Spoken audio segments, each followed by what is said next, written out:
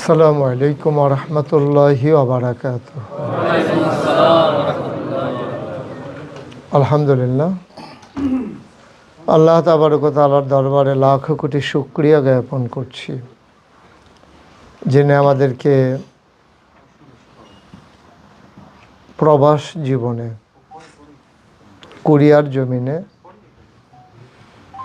আমাদের অর্থায়নে, আমাদের ব্যবস্থাপনায়, আমাদের কষ্টের কামাই দিয়ে নিজস্ব ভুবন, নিজস্ব জায়গা, নিজস্ব অঙ্গনে নামাজ পড়ার জন্যে, আবাদত বন্দিগি করার জন্য যে ঘর আল্লাহ নির্মাণ করার তৌফিক এনায়েত করেছেন, সেই ঘরের ভিতরে আসরের পরে মোবারক সময়ে, বরকতময় এই সময়ে যিনি আমাদেরকে কিছু সময়ের জন্য কথা বলার সুযোগ দান করেছেন, এই জন্য মাবুদের দরবারে শুকরিয়া আদায় করি।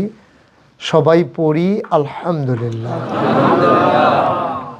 জনাব সাহেবে সদর আজকের এই মাহফিলের সম্মানিত সভাপতি, মসজিদ পরিচালনা পর্ষদের সম্মানিত সভাপতি আমাদের জামান ভাই, আজকে উপস্থিত আছেন এই মসজিদের সম্মানিত ইমাম ও খতিব হযরত মাওলানা মুফতি ওমর ফারুক ভাই, উপস্থিত হয়েছেন রৌনক বক্স মেহমান। আজকের আয়োজনের যিনি মর্যাদা বাড়িয়ে দিয়েছেন, আমাদের সকলের প্রিয় ছুটন ভাই,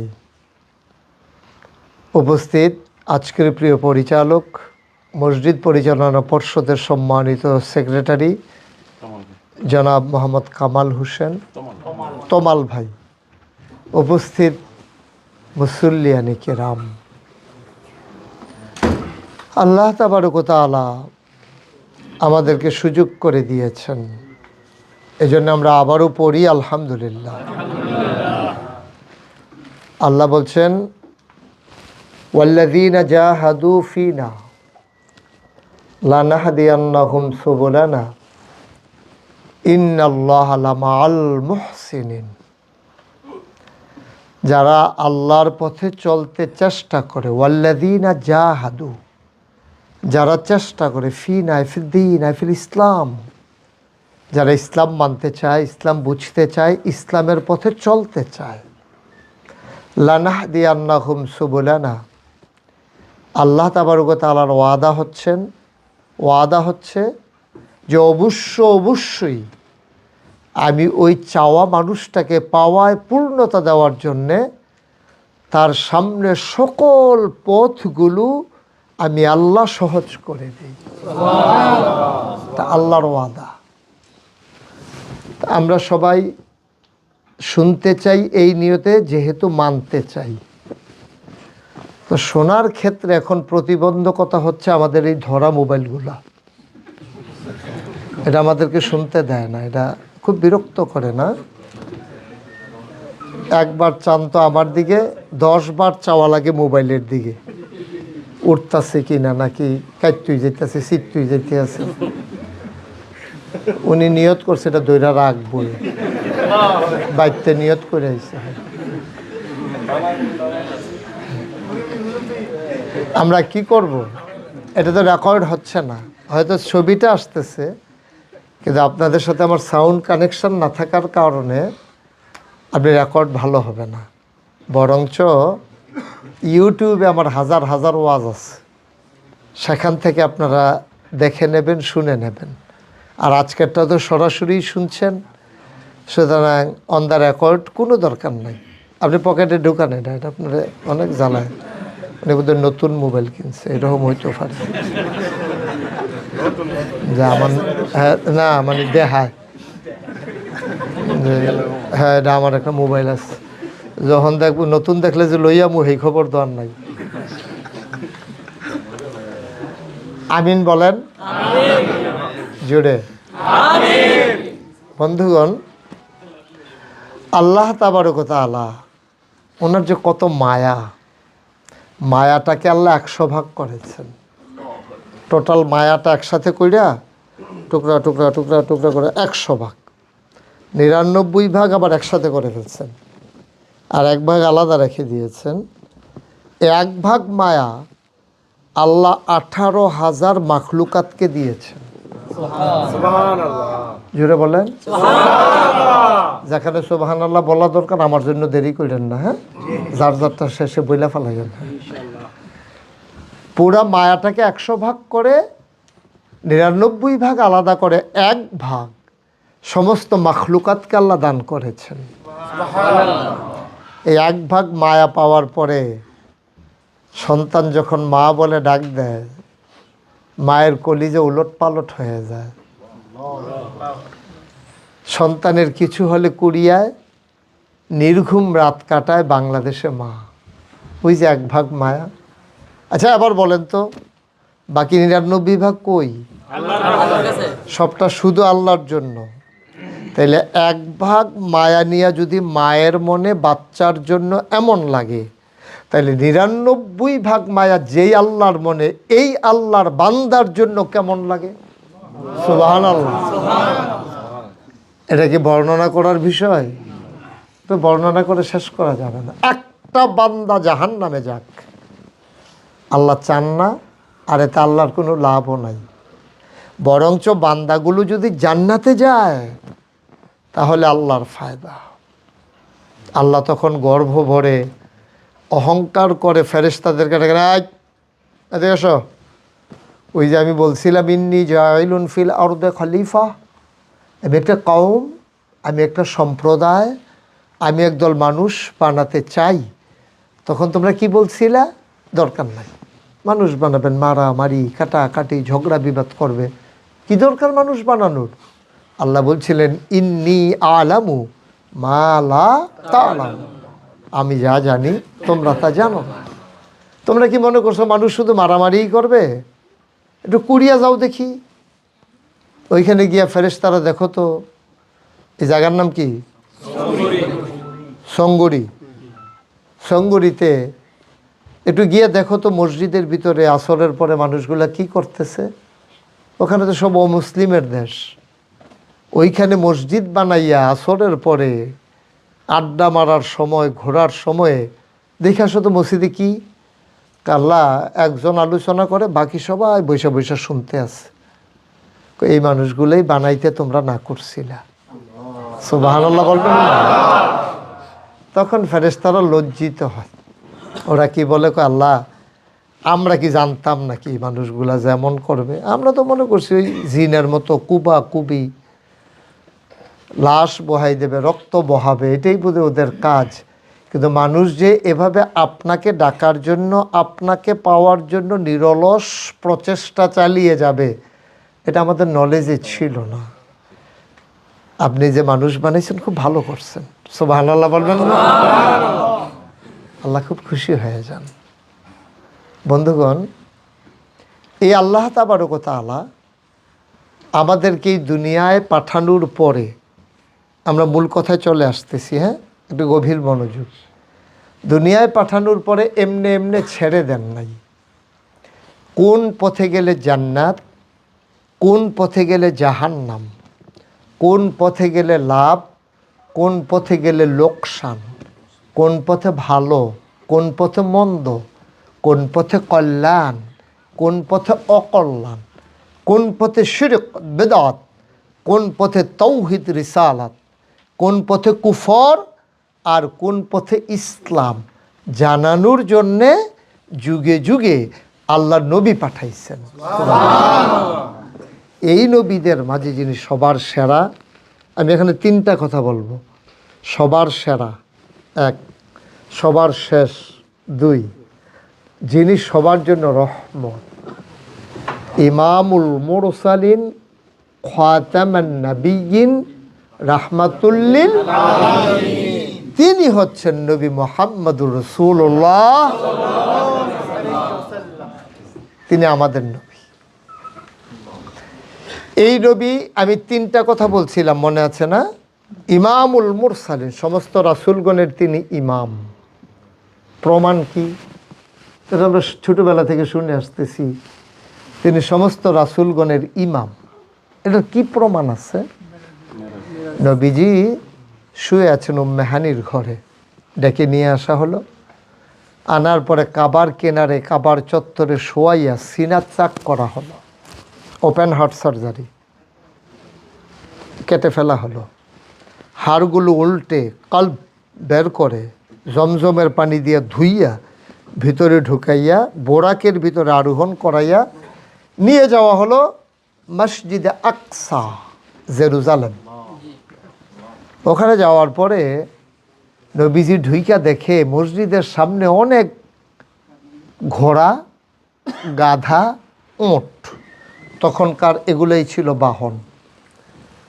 উনি দেখে বললেন, জিব্রাইল, এত রাতে এইগুলাতে চড়ে এখানে কারা এসেছে? ভেতরে আসেন দেখবেন। নবীজি ভিতরে ঢুকলেন, ঢুকে দেখলেন পুরো মসজিদে আকসাটা মুসল্লিতে কানায় কানায় ভরপুর। একজন লোক দাঁড়াবে এমন একটা জায়গাও নাই, একজন লোক দাঁড়াবে, সিঙ্গেল ওয়ান পারসন জায়গা নাই। নবীজি বললেন, জিব্রাইল, ওরা কারা? সব নবীগণ। সুবহানাল্লাহ বলবেন। আপনার পিতা আদম, আপনার জাতির পিতা ইব্রাহিম, তারপরে আপনার ভাই, সবাই এখানে আছে। তা আমি বসবো কোন দিক দিয়া? জায়গা তো নাই। আমার এই বসা, আমার একটু জায়গা রাখবা না? কয় জায়গা আছে তো। কই জায়গা তো দেখি না। কয় সামনে আসেন। নীতি নীতি নীতি নীতি ইমামের জায়গায় নিয়ে গেলেন। বললেন যে, দেখতে পাচ্ছেন কোন জায়গাটা খালি? কয় হ্যাঁ, ইমামের জায়গা খালি। কয় তো ইমামের জায়গা খালি কেন? আব্বা আদম আছে, জাতির পিতা ইব্রাহিম আছে, একজন মুরব্বি দাঁড় করাই দিলেই তো হয়। বলছে যে না, আজকের এই জায়গাটা শুধু আপনার জন্য নির্ধারিত, কেউ দাঁড়াবে না। ওই যে আপনি যে ইমামুল মুরসালিন, এতদিন ছিল এটা থিওরি, আজকে প্র্যাকটিক্যাল। আজকে আপনি ইমাম হবেন আর সব রাসূলগণ মুক্তাদি হবেন, আর প্রমাণ হবে আপনি ইমামুল মুরসালিন, রাসূলগণের আপনি ইমাম। সুবহানাল্লাহ। হলো তাই। উনি খাতামুন নবিয়্যিন, প্রমাণ উনি যে শেষ নবী তার প্রমাণ কি? এন্তেকালের 81 দিন আগে নবীজি আরাফার ময়দানে জাবাল রহমত পাহাড়ের কিনারে, ওখানে ইনি একটা উটের পিছনে বসে আছেন। দিনটা ছিল ইয়াউমুল জুমা, ইয়াউমুল আরাফা, আরাফার দিন, জুমার দিন। নবীজি বসে আছেন উটের পিঠে, গুদুলি লগ্ন, পরন্ত বিকেল, সূর্য ডুবু ডুবু প্রায়। সূর্যের সোনালি রোদটুকুন নবীর চেহারা মুবারক এসে পড়ছে। নবী কিও সুন্দর না সুন্দর? এমনিই সুন্দর। আবার বিকেলের রোদ, এখন সোনায় সোহাগা। সুবহানাল্লাহ বলেন। 1,25,000 সাহাবা সেদিন ওই ময়দানটাতে ছিল। সবাই কাছের যারা, তারা দেখলো নবী একটা উটের পিছনে বসা ছিলেন। হঠাৎ করে তার কপালে মুক্তার দানার মতো ঘাম জমে গেল, গালগুলো লাল, চোখগুলো বড় বড় হয়ে গেল। দাঁড়ানো উটটা নবীকে নিয়ে আস্তে করে বসে পড়ল। কোরআনুল কারীমে আল্লাহ জানিয়ে দিলেন, লাউ আনজালনা হাযাল কুরআনা আলা জাবাল জাবালিল লারাআইতাহু খাশিআম মুতাসাদ্দিআম মিন খাশিয়াতিল্লাহ। ওহিরমন পাওয়ার, ওহিরমন লোড সইতে পারে না উট। দাঁড়ানো উটটা নবীকে নিয়ে আস্তে করে বসে পড়েছে। সবাই বুঝে গেছে নিশ্চয়ই নবীর উপরে কোনো ওয়াহী নাজিল হয়েছে। নবীজি দাঁড়ালেন, মুচকে হাসলেন। ওনার একটা মুআজিজা, স্পেশাল কোয়ালিটি হচ্ছে, উনি যখন কোনো মানুষের সামনে দাঁড়াতেন, এই ময়দানে হাজার হাজার লম্বা লম্বা মানুষ থাকার পরেও উনি ছিলেন মধ্যম আকৃতির। কিন্তু উনি যখন সবার মাঝে দাঁড়াতেন, এ হাজার হাজার লম্বা মানুষের উপর দিয়া ওনার চেহারা মুবারকটা দেখে যেত। ওই দিন 1,25,000 সাহাবা মাঠে, ওনার চাইতে অনেক লম্বা লম্বা সাহাবা ছিল।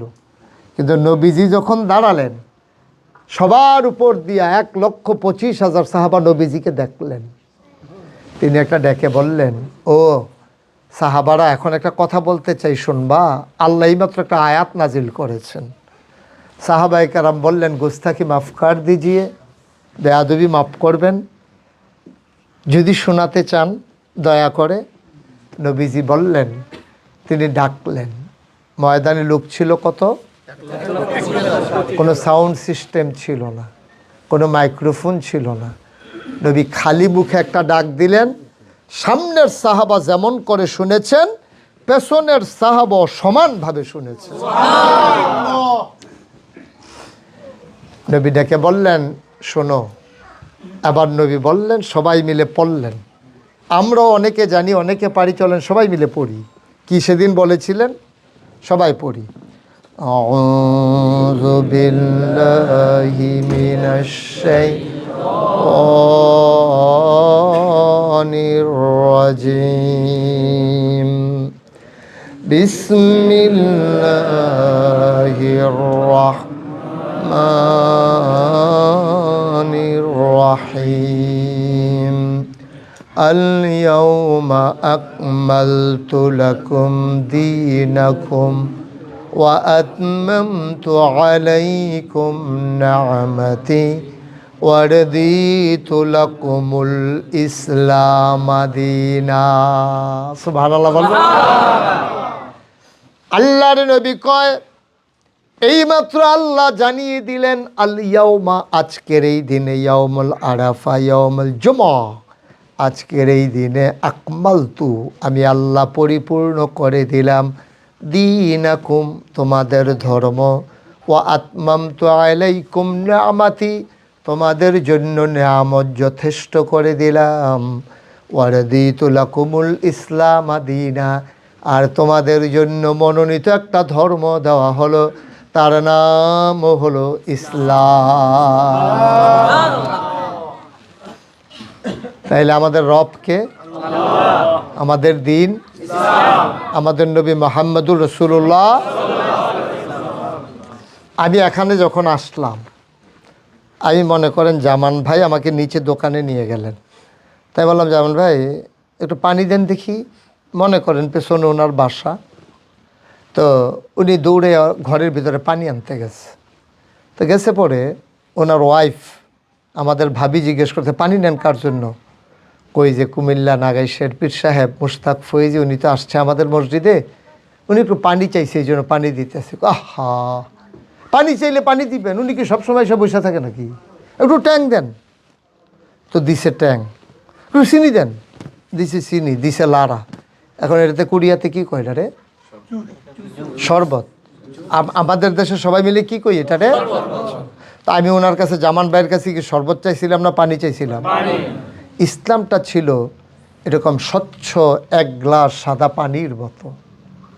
কিন্তু আমাদের দেশে কিছু কিছু মানুষ তাদের স্বার্থ আদায় করার জন্য কেউ ট্যাং দিছে, কেউ সিবিটা দিছে, কেউ তুকমার দানা দিছে, কেউ ইসুপগুলের বসি দিছে, কেউ চিনি দিছে। আর লাড়া দেওয়ার লেগে তো আমরা তারা বেড়াই,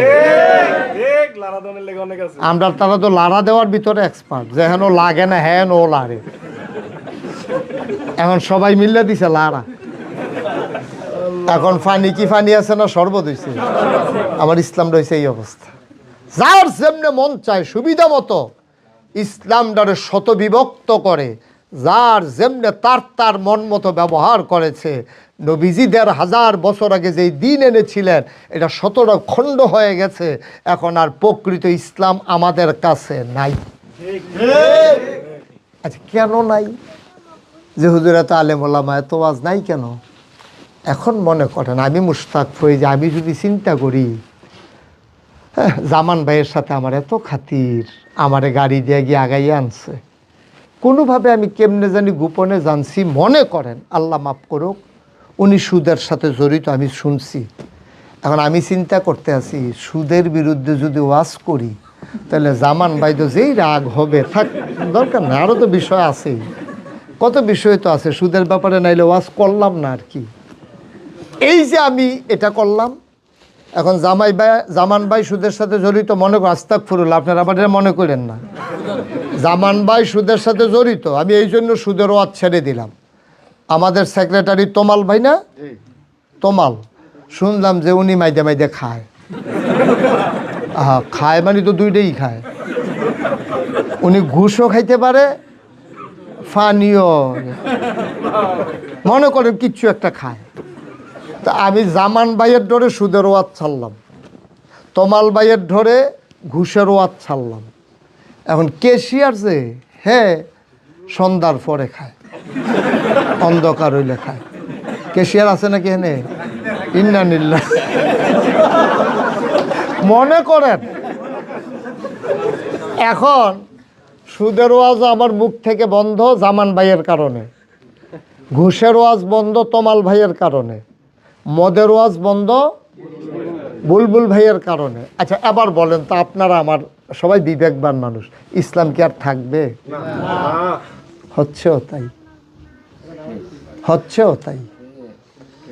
আমাদের দেশের যার যার মতের দলের লোক বাড়াইতো গিয়া, যার যার মতের, খেয়াল করেন কিন্তু, যার যার মতের দলের লোক বাড়াইতো গিয়া কেউ সুদের ওয়াজ ছাড়ছে, কেউ মদের ওয়াজ ছাড়ছে, কেউ ঘুষের ওয়াজ ছাড়ছে, কেউ জেহাদের ওয়াজ ছাড়ছে, কেউ ময়দানের ওয়াজ ছাড়ছে, কেউ তাবলিগের ওয়াজ ছাড়ছে। এরকম বাদ দিতে দিতে দিতে দিতে এখন যার যার সুবিধা মতো হুদা যদি বাদ দিত তাহলে তো একটা কথা আছিল, আবার নিজের মন মতো কিছু লাগাইছে, কিছু দিছে বাদ, কিছু দিছে লাগাইয়া। এখন ইসলাম হয়ে গেছে আপনার পাখা হইল উড়োজাহাজের, ইঞ্জিন হইল ট্রাক্টরের, চাক্কা হইল প্রাইভেট কারের। এখন এটা না ট্রাক্টর, না উড়োজাহাজ, না প্রাইভেট। ইসলাম হয়ে গেছে এখন এমন। এটা না ইসলাম আছে, না এটা কোনো ধর্ম আছে, না কোনো আমল আছে। যার যার সুবিধা মতো সে ব্যবহার করতে আছে। আবার ইমাম সাহেব চায় মনে মনে গোপনে খবর লয়, ভাই কোন দলের লোক বেশি,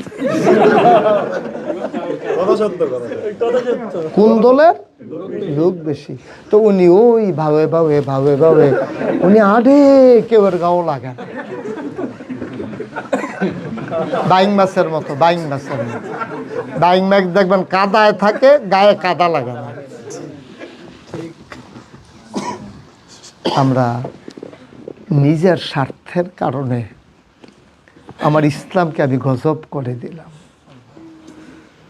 এই জন্য আমাদের সুরতগুলো সুন্দর, সিরতগুলো বড়ই জঘন্য।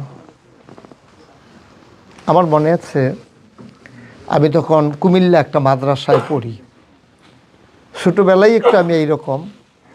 তো মাদ্রাসায় যাচ্ছি, ট্রাঙ্ক সুটকিস লইয়া লজিং হোস্টেলে থাকবো। যাওয়ার সময় দেখি মাদ্রাসার আধা কিলোমিটার দূরে বিরাট বড় এক মাজার। তা আমি বললাম যে আচ্ছা সুটকিসটা রাইখাইতে আছি। রাইখা মাজারের সামনে জিজ্ঞেস, এই মাজারের খাদেমকে? খাদেম দৌড় দিয়ে আইছে, মনে করছে খাসি লই আইছি। খাদাম আইয়া বলতেছে, জি হুজুর আমি। খাদেমের নমুনা দেখতে দেখি যে কামাইয়া কুমাইয়া একবারে সমান। আমরার একতারা তো বিপদও ফইরা কামাইছে, হেবারে হুদু দিয়ে কামাই রাখছে। আমি যে গেলাম, আপনি খাদেম? কই জি হুজুর। আমি কই বুঝ হইছে, খাদেমের এই নমুনা, মাজারের যে কি নমুনা এটা আমার বুঝ হইছে। আমি যে গেলাম, উরুস টুরুস করেননি? হুজুর পরশু দিনে তো উরুস। আমি কি আয়োজন করছেন? কই যে গরুটা কিনছি। আর কি আয়োজন?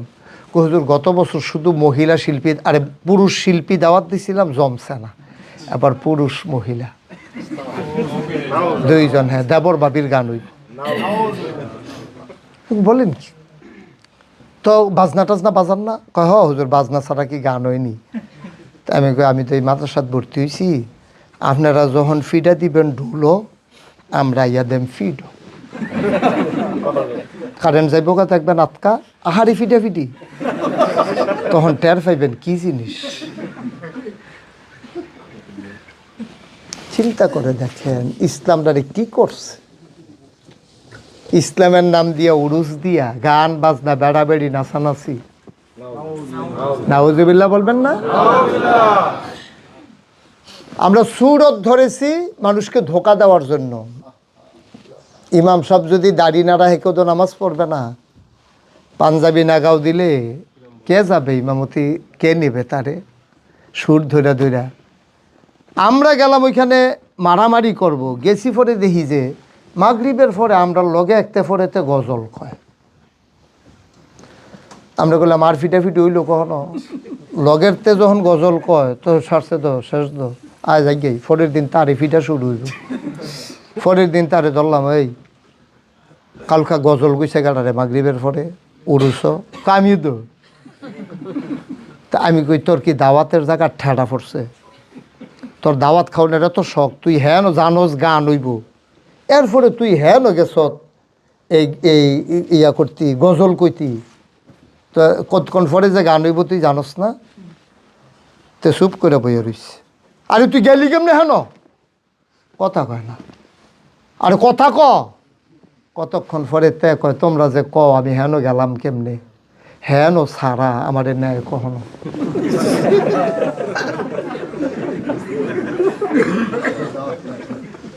আমারে হেন সারা দাওয়াত দেয়, কোনো মাহফিলুকে আমারে দাওয়াত দেয়? তোমরা না বড় বড় মাহফিল ওয়াজ করে আলাও, আমি তো এই গান টান গাইয়া কোনো মতে বাচ্চা রয়েছি। হচ্ছেও তাই। ওই যে দুনিয়াকে প্রাধান্য দিছে আখেরাতের উপরে, ওই কাফেরারা যেমন করে কোরআনের আয়াতগুলো বদলে দিত, আমরা হয়তো কোরআনের আয়াত বদলে দেই না, কিন্তু কোরআনের আয়াতের হুকুমগুলোকে আমরা বদলে দিচ্ছি। ঠিক কিনা বলেন? যেন আল্লাহ কি বলছেন, আফাতুমিনুনা বিবাযিল কিতাব ওয়া তাকফুরুনা বিবায, তোমরা কি কোরআনের কিছু অংশ মানো, কিছু অংশ মানো না? তোমরা কি জানো না জন্ম থেকে মৃত্যু, রান্নাঘর থেকে সংসদ ভবন, সকাল থেকে সন্ধ্যা, ঘুম থেকে উঠা ঘুমাইতে যাওয়া, এমন কোনো জায়গা নাই যেখানে ইসলাম নাই। ঠিক কিনা বলেন? একটা জায়গা আমার দেখেন, একটা জায়গা নাই যেখানে ইসলাম নাই। আপনি বলেন তো কোন জায়গাটাতে ইসলাম নাই? কোন জায়গায় ইসলামের বিধান নাই? সব জায়গায় ইসলামের বিধান আছে। আমরা মসজিদে আসলে একরকম, শুক্রবার আসলে পাঞ্জাবি গাউতি হাঁটে, তার দিকে কি তুই দিয়ে সবসময় তুই শার্ট গাও দেশ কাজ শুক্রবার কি হয় না এমন? শুক্রবারে পাঞ্জাবি গাও দিয়ে হাঁটে, তে মাগরিবের পরে আবার পাঞ্জাবি খুললা লাই, আসরের পরে জুমার শেষ। এটা হলো শুক্রবারের ড্রেস পাঞ্জাবি, এটা মুসলমানের ড্রেস না। তে শুক্রবারের ড্রেস বানাইছে পাঞ্জাবি। ঠিক কিনা কম? কারণ মুসলমান কি শুধু শুক্রবারে মুসলমান থাকে আর অন্য দিন মুসলমান থাকে না? এটা তো কায়দা পাইতাছি না ভাই।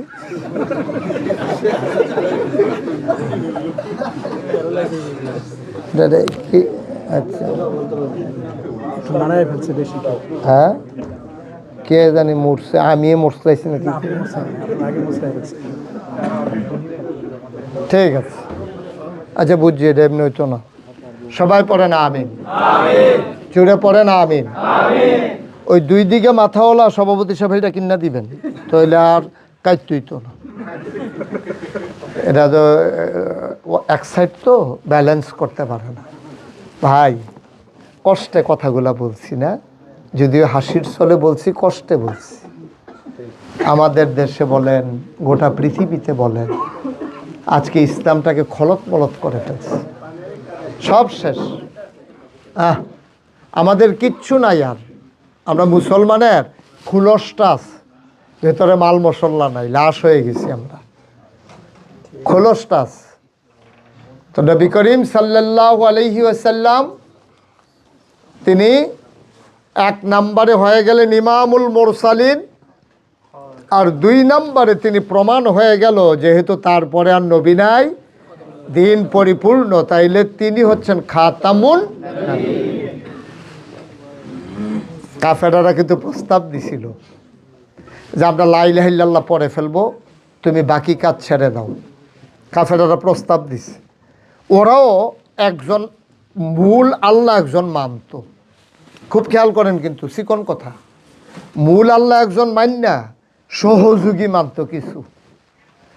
কয় যে এক আল্লাহ সব দিকে নজর রাখা কঠিন, এই জন্য বৃষ্টির জন্য একজন, রোদের জন্য একজন, ফসলের জন্য একজন, লেখাপড়ার জন্য একজন, যুদ্ধ বিগ্রহে যেন জিতে যায় আর জন্য একজন, এমনভাবে তারা ভাগ করে নেয়া 360 জন বানাইছিল।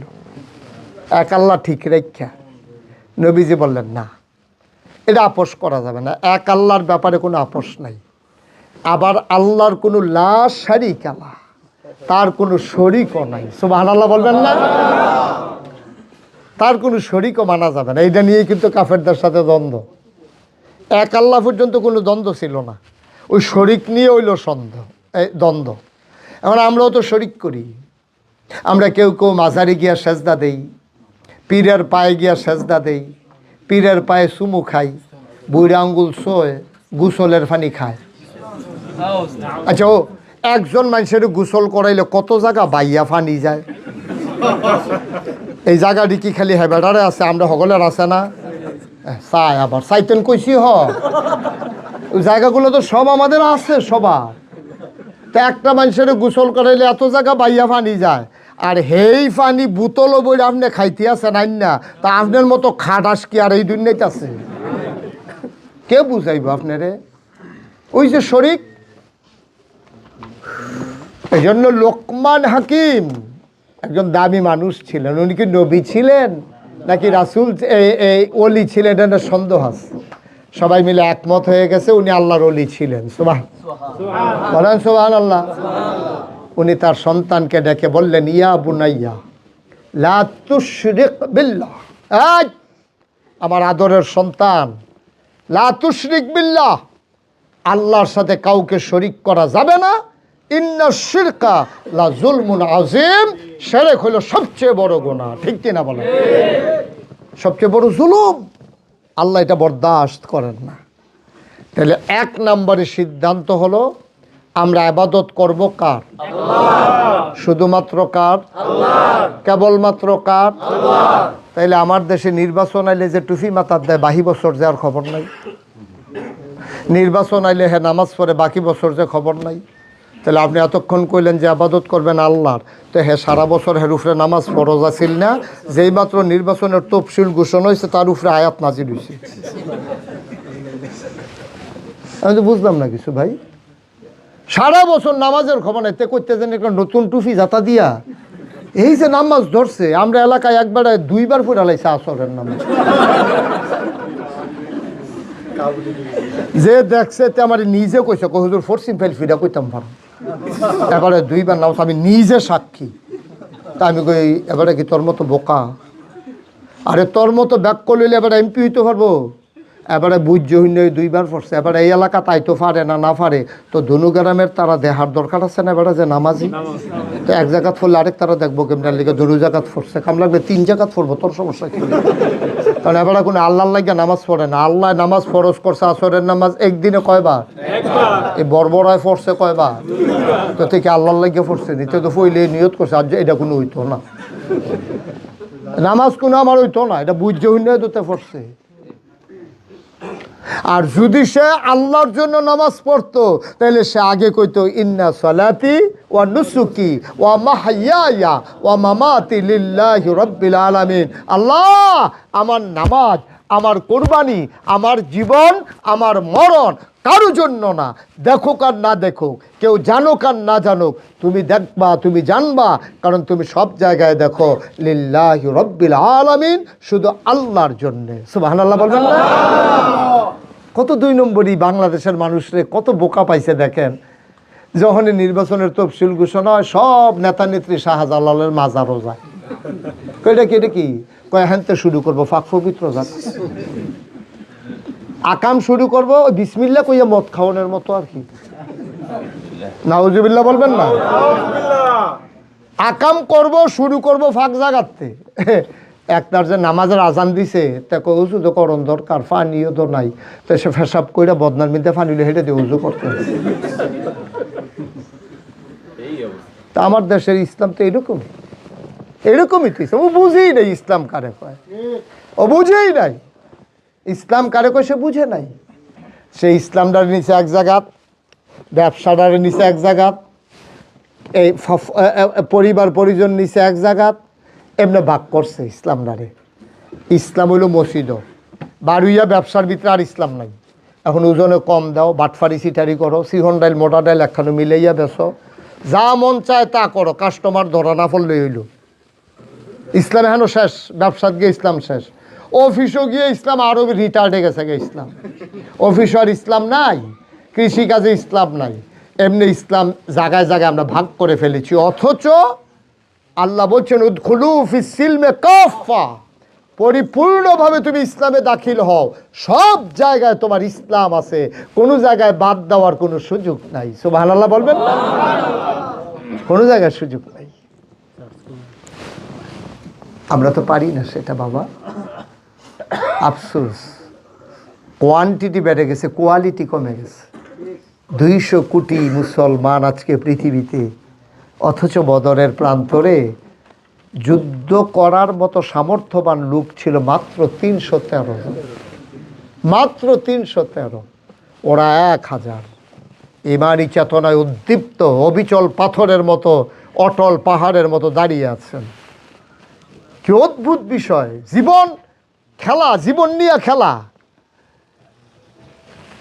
সাহাবাদেরকে বললেন কাফেরেরা চলে আসছে, এখন কি করতে হবে?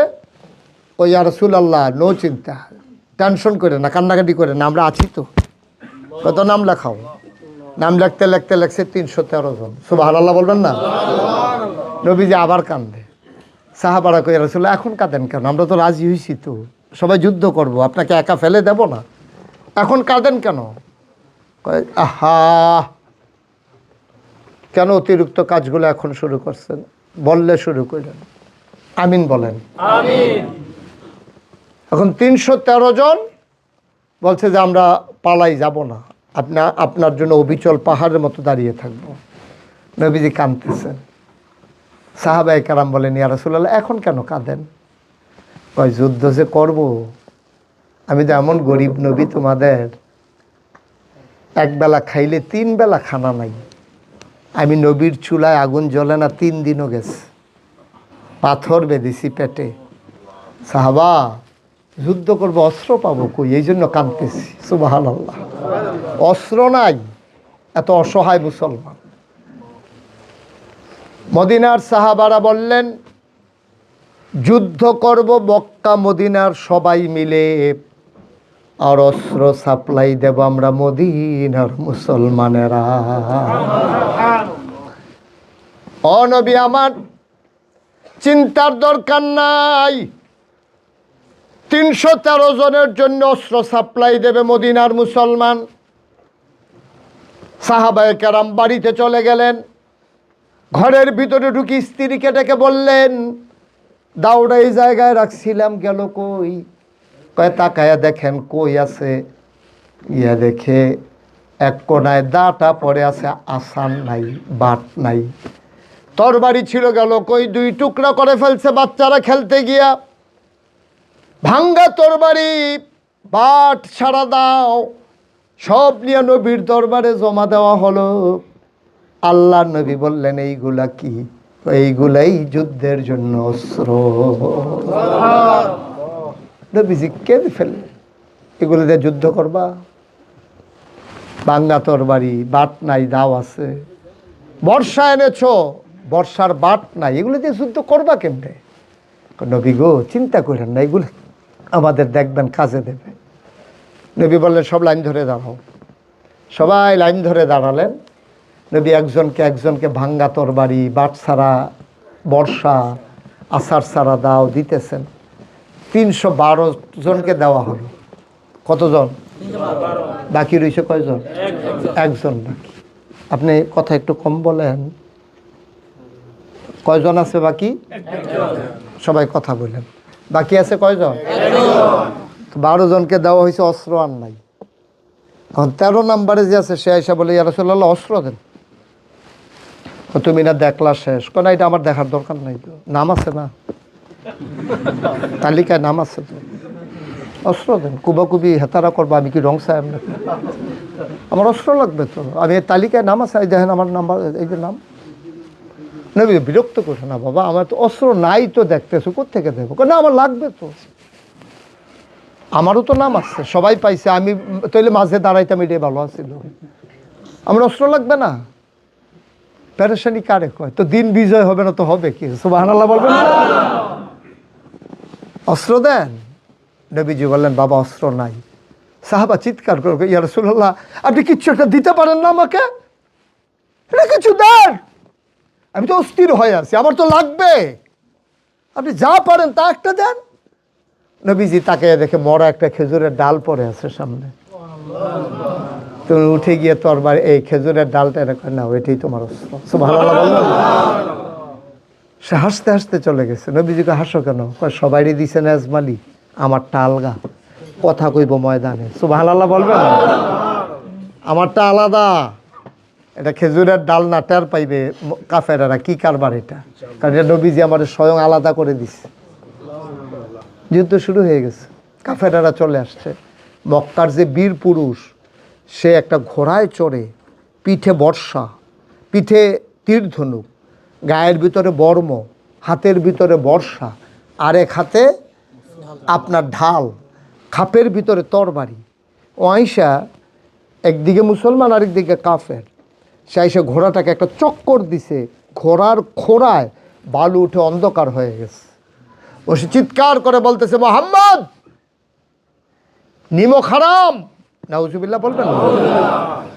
বাপ ছিল না বেটা, তোর দাদাও মারা গেছে 9 বছর বয়স, আমরা তোরে জমজমের পানি খাওয়াই নাই, খেজুর খাওয়াই নাই, আঙ্গুর খাওয়াই নাই, রুটি গুস্ত খাওয়াই নাই। আজকে বাপ দাদা ভুইলা মদিনায় কয়জন লোক পাইয়া বাপ দাদার বিরুদ্ধে অস্ত্র ধরতে চাও? সাহস থাকলে মাঠে আসো। কাপুরুষ তাঁবুর ভিতরে বৈশা রইছে। হযরত আলী তখন 21 বছরের ছেলে। আলী গিয়া নবীজির গায়ে ধরছে, ইয়া রাসূলুল্লাহ আপনি একটু অনুমতি দিলে নামতাম। কাদা, এই লোক চিনো তুমি? মক্কার বাচ্চারা যখন বিরক্ত করে এই লোকের নাম বইলা ভয় দেখাইয়া ঘুম পাড়ায়, এই লোক সেই লোক, নামতাম। তুমি পারবা এর লোকে? আলী চুপ করে বসে আছে। কাফের সৈন্য বলতেছে, মুহাম্মদ, সবাই পড়েন সাল্লাল্লাহু, তো সাহস না থাকলে চলে যাও, আমরা তোমার পিছনে ধাওয়া করব না, তুমি নিমক হারাম। আলী গিয়া কয়, রাসূলুল্লাহ ও আপনার নিমক হারাম কয়, নেমে যাবো? কায় চুপ বসা, আমি দেখতেছি কি করা যায়। সুবহানাল্লাহ বলবেন না। এবার চিৎকার করে বলে, তুমি পালাই যাও, আমরা পিছনে ধাওয়া করব না। মহিলার মতো সাহস না থাকলে তুমি এখানে আসছো কেন? আলী আবার নবীর হাতটা